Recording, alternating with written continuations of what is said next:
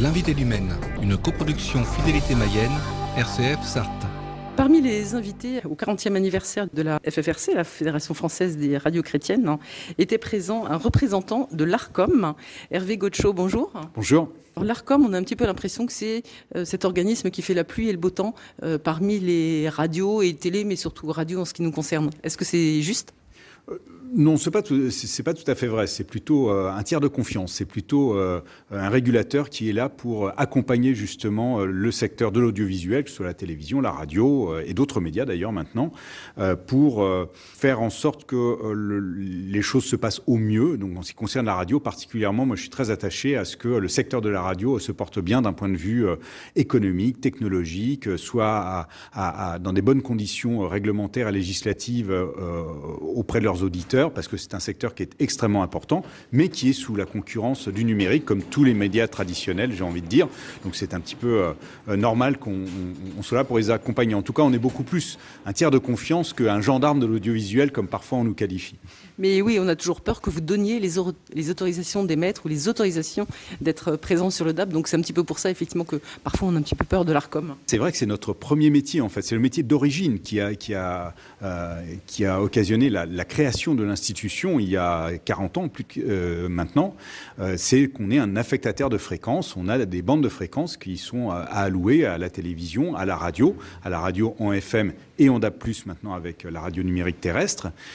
Et c'est nous qui, effectivement, décidons, dans le cadre d'appel à candidature, de donner des autorisations à émettre à telle ou telle radio. Mais on ne le fait pas de manière arbitraire. On le fait en tenant compte des deux missions les plus importantes qui nous sont données par l'État, qui est de veiller au pluralisme, c'est-à-dire à faire en sorte que, où vous soyez sur le territoire, vous ayez le choix de ce que vous pouvez écouter, et un choix assez diversifié, et de l'intérêt du public, donc en fonction de la qualité de ce qui va être mis à l'antenne, que ce soit pour des radios musicales ou des radios généralistes, des radios de débat, des radios confessionnelles par exemple, voilà. Et c'est en fonction de tous ces critères liés au pluralisme et à l'intérêt du public et à la viabilité économique aussi des projets qui sont présentés qu'on décide de donner une autorisation à une radio plutôt qu'à une autre.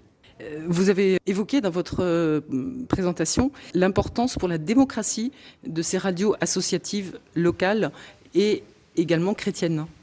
Oui, d'une manière générale, les radios associatives, qui sont une spécificité française, il y en a 750 en France, on ne trouve ça nulle part ailleurs dans le monde. On a un paysage radiophonique tout à fait exceptionnel et qui est d'ailleurs soutenu par l'État, qui est subventionné par le Fonds de soutien à l'expression radiophonique. C'est dire si l'État considère que ces radios associatives jouent un rôle important. Leur rôle, c'est une mission sociale de proximité.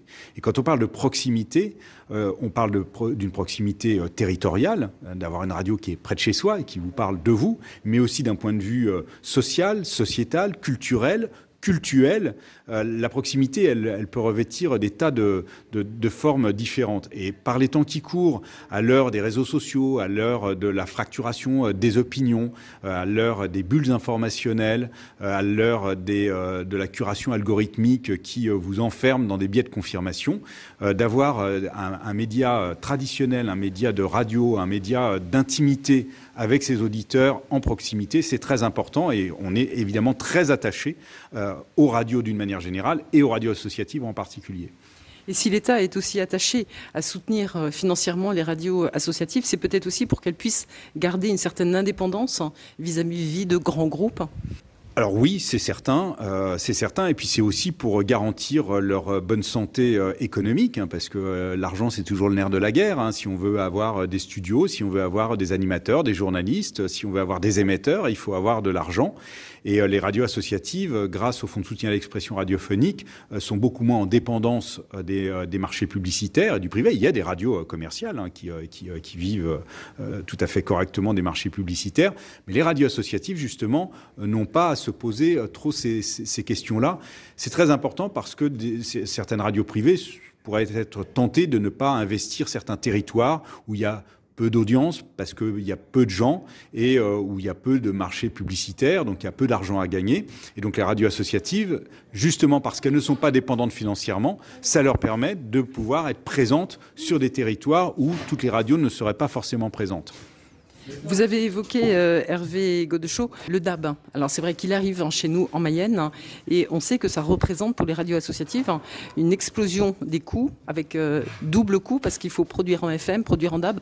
Pourquoi cette volonté de proposer le DAB ou d'imposer même le DAB aux radios ?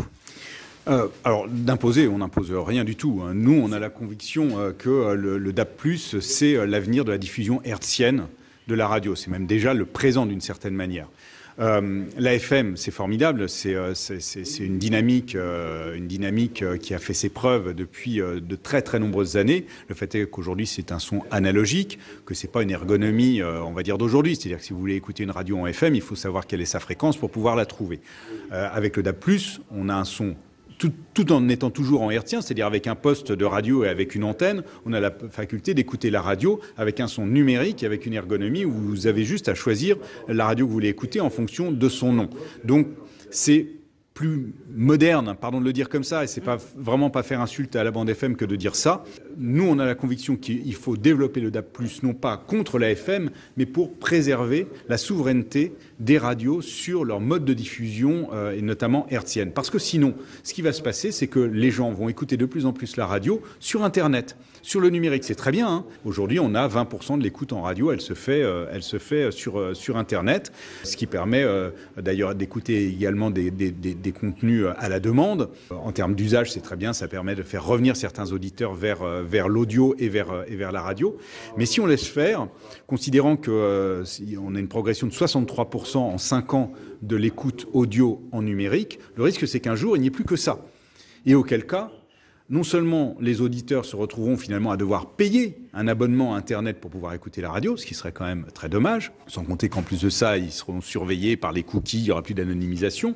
Pour les radios, le risque, c'est qu'elles soient obligées de négocier avec des intermédiaires, des fournisseurs d'accès à Internet, les GAFAN, les Google, Amazon et autres, de négocier leur place sur Internet.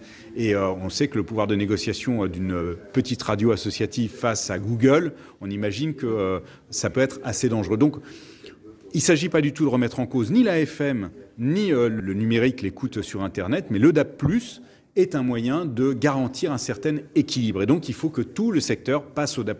On parlait quand même, et alors l'échéance se repousse peut-être un petit peu, mais on parle de la disparition à moyen ou long terme, on ne sait pas trop, de la FM. Alors, la fin de la FM n'est pas une fin en soi. Le sujet, c'est pas l'extinction de la FM. Il n'y a pas de raison d'éteindre la FM pour éteindre la FM. Le sujet, c'est le passage de la totalité du secteur au tout DAB. Un jour peut-être, j'espère, très prochainement, toutes les radios seront sur le DAB+, tous les auditeurs seront le DAB+, seront équipés de transistors DAB+, et finalement on n'aura plus besoin d'être sur la FM, ce qui permettra aux radios d'arrêter de payer des coûts de diffusion et sur la FM et sur le DAB+, donc ce sera mieux pour leurs économies, et ce sera mieux pour les auditeurs, ce sera mieux pour tout le monde, ce sera même meilleur pour l'environnement parce que c'est moins consommateur d'énergie. Donc la FM finira, je pense, par s'éteindre. De sa propre mort, finalement.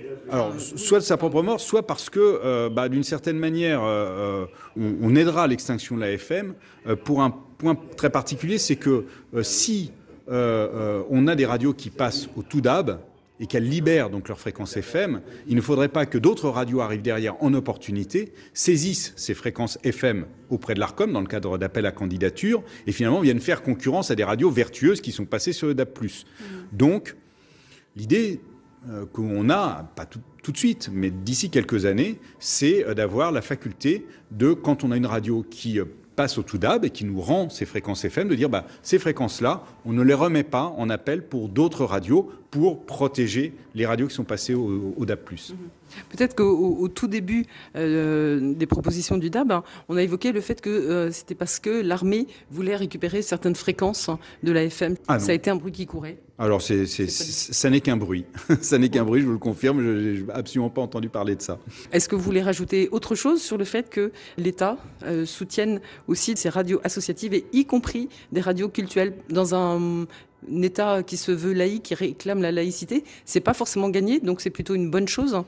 La mission première, encore une fois, de l'ARCOM, c'est de préserver le pluralisme et l'intérêt du public. Et donc, ça fait partie d'un paysage radiophonique pluriel d'avoir des radios confessionnelles et d'avoir des radios communautaires d'une manière générale. Donc c'est très important d'avoir des radios cultuelles, d'ailleurs des radios confessionnelles de toute religion, parce que ça ressemble à la société française tout simplement, donc c'est très bien, il en faut absolument pour tout le monde. Et puis d'une manière plus générale, les radios associatives jouent un rôle de proximité qui est particulièrement important, qui est un rôle qui est préservé et soutenu par l'État grâce au Fonds de soutien à l'expression radiophonique, ce qui montre à quel point ce Fonds de soutien à l'expression radiophonique est une garantie d'indépendance, une garantie de richesse du pluralisme et du paysage radiophonique. Et donc, c'est évidemment quelque chose qui est à préserver. Eh bien, merci infiniment, Hervé Godeschaux, en tant que membre de l'ARCOM, de cette petite présentation sur les ondes de Radio Fidélité Mayenne. Merci beaucoup. Merci à vous. Alors, je me dois de rajouter quelques mots à cette interview réalisée mardi dernier. Hervé Godeschaux, le représentant de l'ARCOM, n'avait pas voulu s'exprimer sur le sujet, mais il est maintenant officiel que ce FSER dont nous parlions va subir une baisse de sa dotation de 35%, soit 10 millions d'euros. Le gouvernement a en effet demandé à la Direction générale des médias et des industries culturelles une économie de 12 millions d'euros. Et on peut s'interroger sur ce déséquilibre, et le mot est faible, d'économie en direction des radios associatives dont on sait les budgets déjà précaires au profit d'autres réseaux médias plus largement soutenus par ailleurs.